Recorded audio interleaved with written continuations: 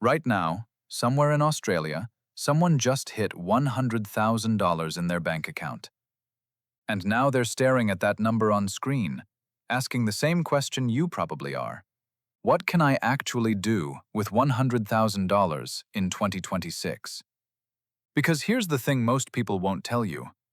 $100,000 today is not what it was 5 years ago. Inflation is sitting at 3.8%. The RBA just hiked rates to 4.10% in March, the second consecutive hike this year. The national median dwelling price has crossed $922,000, and the cost of living for a single person in Australia is now running between $2,500 and $3,500 a month before rent.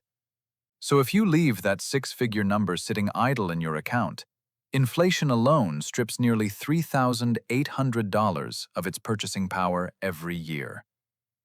Let's break down what $100,000 can really do for you right now, starting with the option most people overlook. If you've got a HECS-HELP debt, listen closely.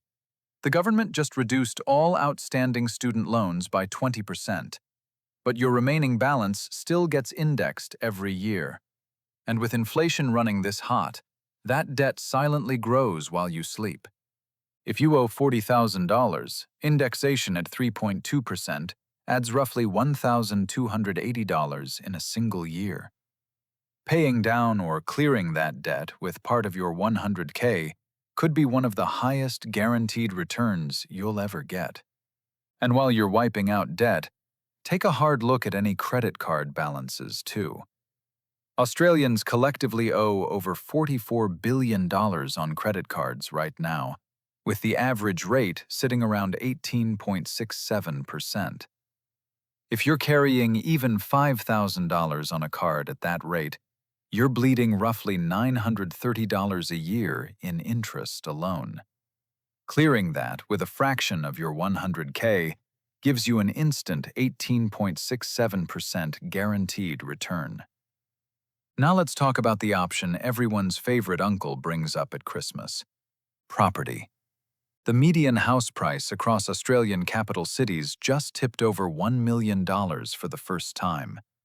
Sydney's median is pushing toward $1.9 million. Brisbane has cracked $1.04 million. Perth hit $1.09 million. So, can 100K actually get you into the property market? Yes, it can. The government's expanded 5% deposit scheme now has no income caps and no price caps for first home buyers. A 5% deposit on a $750,000 property is $37,500.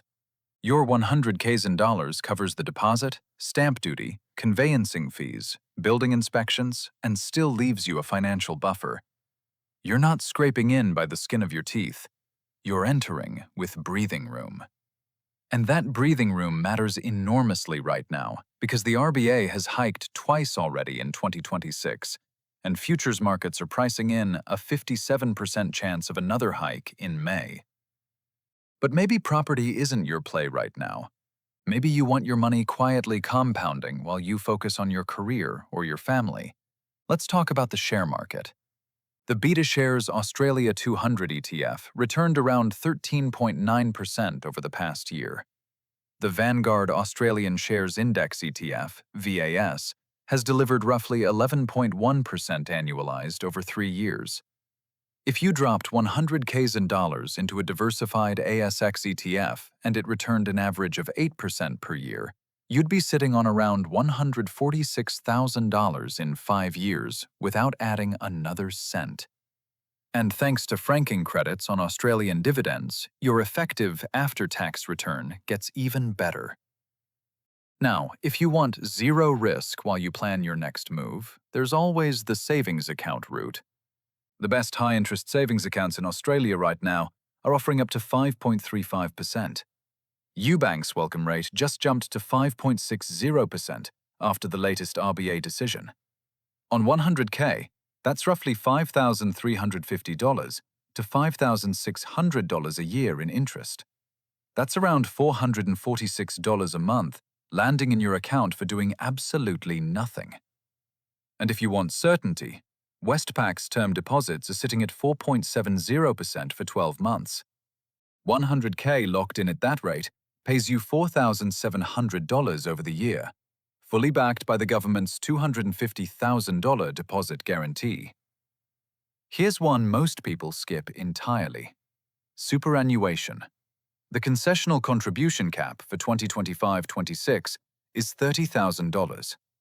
If you're earning over $45,000, every dollar you salary sacrifice or personally contribute and claim as a deduction is taxed at just 15% inside super, instead of your marginal rate of 34.5% or higher. Dropping $30,000 of your 100K into super could save you over $5,800 in tax this financial year alone, while supercharging your retirement balance decades ahead of schedule. It's not exciting, but it's quietly one of the most powerful wealth moves available to everyday Australians. Now, what if you used 100K to build something instead of buying something? In Australia right now, you can launch a mobile food van, a cleaning franchise, or a service-based business for well under 100K. The rest becomes your runway, your working capital, your safety net while revenue builds. The fastest-growing sectors in Australia for 2026 include healthcare, retail trade, and digital services. You don't need a massive operation or a flashy office. You need a lean model, a real problem to solve, and enough capital to survive the first 12 months without panic. 100K gives you exactly that. But here's the move that nobody talks about, and it might be the smartest of all. What if you split it? $30,000 into a high-interest savings account as your emergency fund. $30,000 into a low-cost, diversified ETF for long-term compound growth. $20,000 toward clearing high-interest debt or wiping out your HECS balance. And $20,000 kept liquid and ready for the right opportunity. Whether that's a property deposit down the track, a business idea that clicks, or an investment you haven't discovered yet. The real danger with 100K isn't losing it in a bad investment. It's letting it sit in a standard transaction account earning 0.01%, while inflation devours $3,800 of its value every single year. Doing nothing with 100K is the most expensive decision you can make in 2026. Here's what it comes down to. You now know what $100K can do across property, shares, savings, super, debt, and business in Australia right now. Not in theory, in real numbers, with real rates, in the actual economy we're living in today. Most people with $100K will do exactly what they did last month. Nothing. They'll check their balance, feel good for a second, and let another year of inflation quietly eat into it. But you just spent the last few minutes learning what they won't bother to research in a year. That puts you ahead. And if you want to stay ahead, subscribe to the channel. Every week, we break down exactly how money works in Australia so you can make sharper decisions with yours. Thanks for watching, and I'll see you in the next one.